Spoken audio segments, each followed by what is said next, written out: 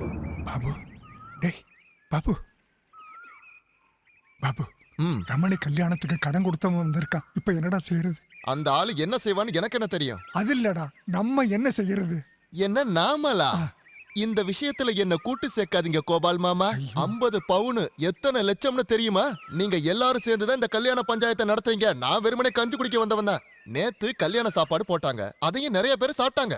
அத்தனை பேர்ல நானும் ஒருத்தனை வந்து சாப்பிட்டேன். இத தவிர எனக்கு வேற எதுவும் தெரியாது. உஷா, பொட்டி படுக்கையெல்லாம் பேக் பண்ணுமா. அரவிந்தா, அரவிந்தா. யாரு? நீங்களா? ஏன் இங்கே நிக்கிறீங்க? உள்ள வாங்க, சவகாசமா பேசலாம். அம்மா. ஓ ரமேஷா? அரவிந்த் எங்க? அவன் இங்க இல்ல, என்னதும் உன்னை பார்க்கதான் அங்க வந்திருப்பான்னு நான் நினைச்சேன். அங்க வரலையா? என்ன காலையில இங்க வர சொன்னாப்ல. நான் வந்ததும் எனக்கு நகைக்கு பணம் கொடுக்கறேன்னு சொன்னான். இங்க இல்லையே. அவன் இங்க இருந்து போகும்போது உங்ககிட்ட ஒன்னும் சொல்லலையா? அவன் கல்யாணம் ஆனதுல இருந்து என்கிட்ட சரியாவே பேசுறது இல்ல. அவன் பொண்டாட்டி கிட்ட என்ன சொல்லிட்டு போனானோ அது எனக்கு எதுவும் தெரியாதுப்பா.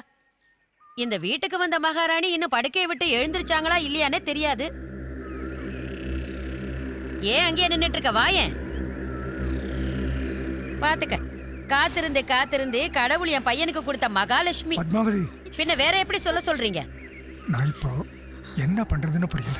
இங்க என்ன பிரச்சனைன்னா ஒரு பெரிய விஷயம் நடந்து. என்ன சொல்றீங்க? நமக்கு இருக்கிற பிரச்சனைய கடன் வாங்கினவங்கள்ட்ட சொல்லி சமாளிக்கலான்னு நீங்க நினைக்கிறீங்களா? மூதேவி மாதிரி இவ எப்ப கல்யாணம் பண்ணி என் வீட்டு வாசப்படி ஏறினாலோ அன்னையில இருந்து என் பையனை நான் பார்க்கவே இல்லை. நீங்க எல்லாரும் இப்ப என்ன சொல்றீங்க? அங்க நகை கடைக்காரன் 10 மணிக்கு காசுக்காக காத்துக்கிட்டு இருப்பான்.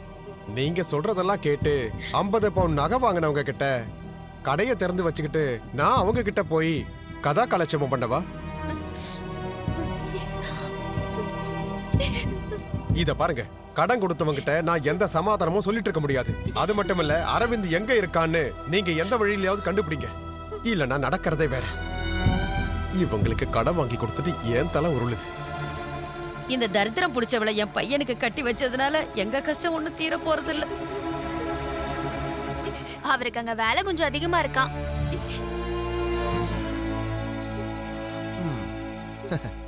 என்னோட ஜீவன் சுரக்ஷா வேலையை நான் தானே பார்க்கணும். என்ன நீங்க தப்பா நினைச்சிட்டாதீங்க மாமா.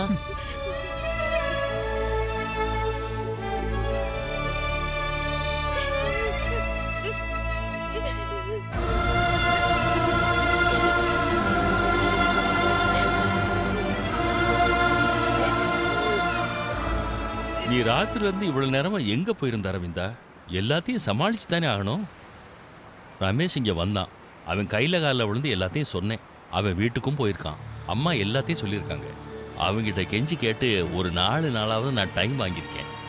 4 இல்லை 40 நாள் ஆனாலும் எப்படி கொடுக்கறது? வாங்கினது சின்ன தொகையா? பெருசாச்சே, 2 லட்சம். அவ்வளோ பணத்துக்கு எங்கே போகிறது? யாராவது கொடுப்பாங்க. உங்ககிட்ட அவசரத்துக்கு எத்தனை பேர் கடன் வாங்கியிருக்காங்க, அவங்க கிட்ட கேட்டு பார்ப்போம். அவங்க ஒருவேளை கொடுத்துட்டா நமக்கு உதவியா இருக்கும்ல. நாம ஒருத்தருக்கிட்டே மொத்தமா கேட்க வேண்டாம். கொஞ்சம் கொஞ்சமா சில பேர் நமக்கு கொடுத்துட்டா 2 லட்சம் ரூபாயை நம்ம ஈஸியா ரெடி பண்ணிடலாம். என்ன சொல்றீங்க? சரிதான், இதை அப்படித்தான் நம்ம நடத்தி ஆகணும். இது வரைக்கும் நான் யார்கிட்டயும் அந்த மாதிரி கேட்டதே இல்லை. திடீர்னு போய் கேட்க சொன்னா நான் எப்படி கேட்கறது? இந்த ஊர்ல யார் தான் கடன் வாங்கல? ஒண்ணு தெரிஞ்சுக்க, கடன் வாங்க தெரிஞ்சவன் தான் ஊர்ல பெரிய மனுஷன் ஆக முடியும். வீணா போட்டு குழப்பிக்காத அரவிந்தா, மனச தளர விடாத. இந்த உலகத்துல பேசுறவன் பேசிக்கிட்டே தான் இருப்பான். இதை தவிர வேற வழியே இல்லை. 4 நாளுங்கிறது கண்ணை மூடி திறக்கிறதுக்குள்ள போயிடும். 4 நாள் முடிஞ்சோன்னா அவங்க வருவாங்க. கையேந்து சொல்றீங்க, அதையும் செய்யறேன். சரி.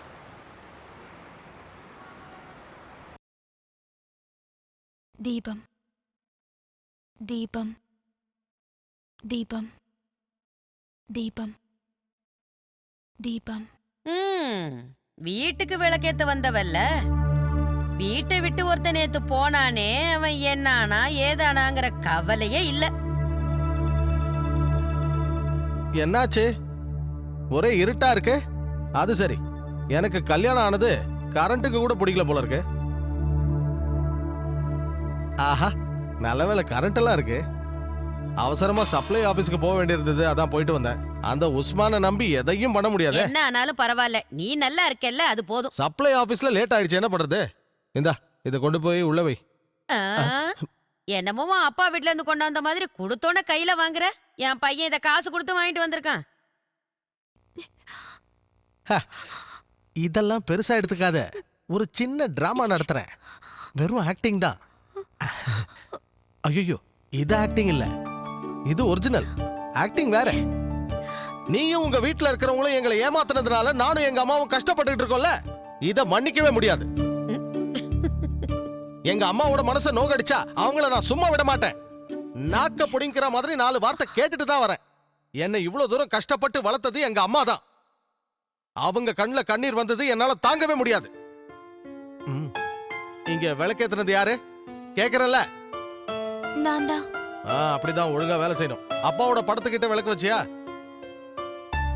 இல்ல, வைக்கல. ஏன் அப்படி? அங்க விளக்கு வைக்கணும்னு உனக்கு தெரியாதா? ஒன்னு சொல்ற, நல்லா கேட்டுக்க. இன்னைக்கு வரைக்கும் எங்க அம்மா இந்த வீட்ல இருக்கிற ஒவ்வொரு காரியத்தையும் நல்லா நடத்திட்டு வராங்க. அதனால இனிமே இந்த வீட்ல இருக்கிற எல்லா காரியங்களையும் செய்ய வேண்டியது நீதான். இது வரைக்கும் எங்க அம்மா கஷ்டப்பட்டதெல்லாம் போதும். என் கஷ்டத்தை நினைச்சு யாரும் கவலைப்பட வேண்டாம். புது புது கஷ்டத்தை உருவாக்காம இருந்தா அதுவே போதும். மாமா இங்க சில விஷயங்களை பத்தி முடிவு எடுத்திருக்கேன், கூப்பிடுங்க அவரை. போயிட்டாரு. போயிட்டாரா? ஆமா, அந்த ரமேஷ் இங்க வந்ததும் அவருக்கு லேசா மாரடைப்பு வந்துருச்சுடா. மேல் மூச்சு கீழ் மூச்சு வாங்கிடுச்சு. அவர் வயசான மனுஷன் இல்லையா? இங்க நடக்கிறதெல்லாம் பார்த்து அவரால சகிச்சுக்க முடியல. உஷாவும் பாபு ஏதோ அவசர வேலை வந்துருச்சுன்னு அவங்களும் போயிட்டாங்க. நல்லதுதான், போகட்டும். எல்லாரும் போகட்டும். நம்ம கஷ்டத்துக்கு கை கொடுக்க வேண்டியது அவங்க இல்லையே. நானும் எங்க அம்மாவும் எங்கேயும் போறதில்ல. நான் சொன்னது உனக்கு புரிஞ்சதில்ல? அழாத. தெரியுமாமா, இவங்க அண்ணன் ஒருத்தன் பேங்க்ல இருக்கானே, அவனுக்கு இன்னைக்கு ஃபோன் பண்ணேன். உடிச்சு சும்மா உண்டில்ல நான் ஆகிட்டேன். காலில் விழாத குறையா கெஞ்சிக்கிட்டு இருக்கான். அதுக்கப்புறம் கல்ஃப்ல இருக்கிற இவங்க பெரிய அண்ணன், அவன் சுத்த வேஸ்ட். 50 பவுன் தங்கம், அதுவும் நகையா. அது மட்டும் இல்லாம கல்யாணத்துக்கு வேண்டிய துணிமணிகளையும் சீர்வரிசையையும் யார்கிட்டயோ போன வாரம் கொடுத்து அனுப்பியிருக்கான். நீங்க வேணா அவங்க கிட்ட ஃபோன் பண்ணி கேளுங்களேன். நீ என்கிட்ட சொல்றதே போதும். அது சரி, எங்க விட்ட எல்லாத்தையும் கொண்டு வந்தவன் அபேஸ் பண்ணிக்கிட்டு போயிட்டான். இவங்க கூட இருக்கிறவங்க எல்லாருமே திருட்டு பசங்களா இருக்காங்க. எல்லாத்தையும் நான் அட்ஜஸ்ட் பண்ணிக்கணுமா? பெரிய தியாகி பாரு. கல்ஃபுக்காரன் ஃபோன் பண்ணி பேசுறான், பேங்க்ல வேலை செய்யறவன் நேர்லயே வரேன்றான். அப்புறம் 4 பேரா சேர்ந்து கடைக்கு வந்தாங்க. சுருக்கமா சொல்லணும்னா திங்கக்கிழமை அன்னைக்கு நகையாவோ பணமாவோ தரதா ஒத்துக்கிட்டாங்க. அவங்க கொடுத்த உடனே என் கையால உன்கிட்ட ஒப்படைக்கிறேன். உங்க அப்பா ஏற்கனவே சொல்லியிருக்காரு, உன் பையன் சமாளிக்கிறதுக்கு எதை வேணாலும் பேசுவான்னு. நீ சொல்றது உண்மையா பையான்னு அந்த கடவுளுக்கு தான் தெரியும். நல்ல ஜோடி சேர்ந்தீங்க. நல்லா அழ தெரிஞ்சு வச்சிருக்கா. எந்த காரியத்தையும் அழுதே சாதிச்சிருவா. நீ சொன்னது மட்டும் பொய்யா இருக்கட்டும், அப்புறம் இந்த பத்மாவதியோட உண்மையான சுயரூபம் எல்லாருக்கும் தெரியும், உனக்கு சேர்த்துதான்.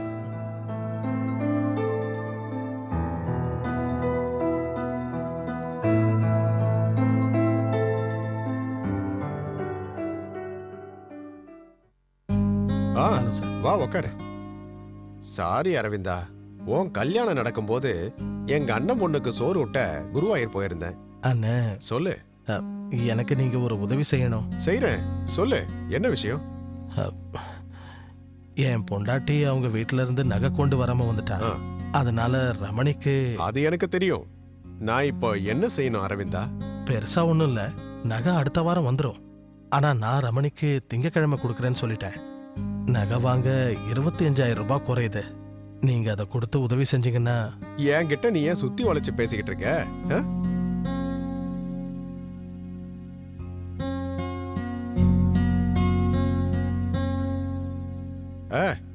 வேற ஏதாவது காசு வந்ததா? இல்ல சார். இதான் இங்கத்தி நிலைமை. இத பார்த்தல்ல, இன்னைக்கு கொடுக்க வேண்டிய பாக்கிகள் 30,000 ரூபாய் இருக்கு. இதுலயே ஒரு 10,000 எங்களுக்கு குறையுது. அதுக்கு என்ன பண்றதுன்னு தெரியல. ஏதாவது ஒரு விதத்துல. ஒன்னும் கேட்காத. போன மாசம் கேட்டிருந்தா நான் உனக்கு கொடுத்துருப்பேன். அப்ப ஒரு மாசத்துக்கு முன்னாடியே வந்திருக்கணும்ல. உங்க கணக்குப்படி நான் லேட்டா வந்துட்டேன். நான் வரேன். என்ன மன்னிச்சிரு. உன்னோட ரேஷன் கடையில நல்லா வியாபாரம் ஆகும்போது எல்லாமே சரியாயிடும். ஒரு ஏடியா மூடிட்டா சரியாயிடும்.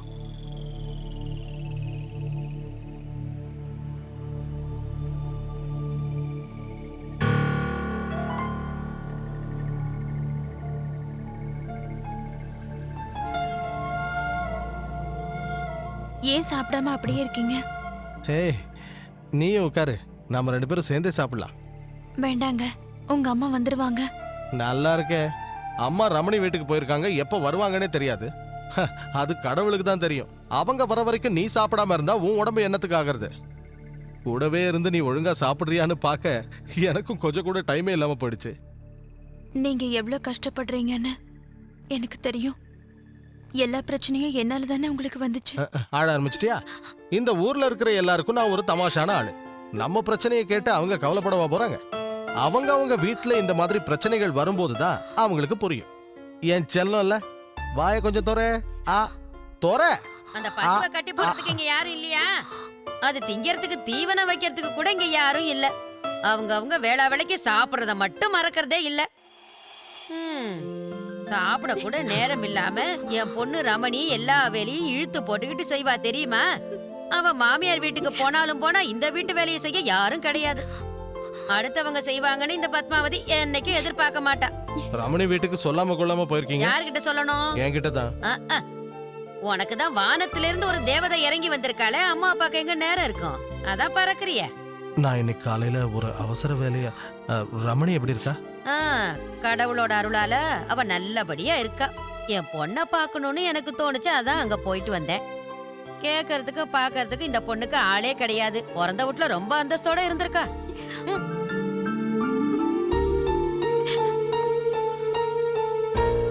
அது என்ன அரவிந்தா, நீ திங்கக்கிழமைன்னு சொன்ன மாதிரி இருந்தது. மாசத்துல 3-4 திங்கள் இருக்கு. அது உனக்கு நல்லா தெரியும்னு நினைக்கிறேன். இத்தனை திங்கக்கிழமையில அவங்க எந்த திங்கக்கிழமை காசு கொடுக்கறதா நீ சொன்ன? அது அவங்க வேண்டாண்டா, அவங்க வீட்டு விஷயத்தை இனிமே கேட்கறதுக்கு நான் தயாரா இல்ல. கல்கத்தாவில இருந்து இங்க வந்திருக்கான், இங்க வரதுக்கு நேரம் இல்ல. எல்லாம் கவரிமான் பரம்பரை. ஒரு வார்த்தை சொன்னா போதும் அப்படியே உயிரை விட்டுடுவாங்க போல. அம்மா, உன்னை அப்படியே கொன்னுடுவேன். இவ்வளவு நாளாச்சே அவங்க வீட்ல இருந்து யாராவது வந்தாங்களா இங்க? நல்லா ஒரு கல்யாணத்தை பண்ணிட்டு வந்தடா நீ. இதுக்கு நீ யாராவது ஒரு அனாதை பொண்ணுக்கு வாழ்க்கை கொடுத்திருக்கலாம். அதுலயாவது புண்ணியம் கிடைச்சிருக்கும். அந்த ரமேஷும் கடன் கொடுத்தவனும் இன்னும் கொஞ்ச நேரத்துல இங்க வர போறான். கொடுத்தா கூட இல்லைன்னா ஓ இஷ்டம். எப்படியாவது நீங்க 2 பேரும் ரோட்ல கட்டி புரண்டு சண்டை போட்டுக்கங்க. என்ன ஆள விடு. நல்ல கதை.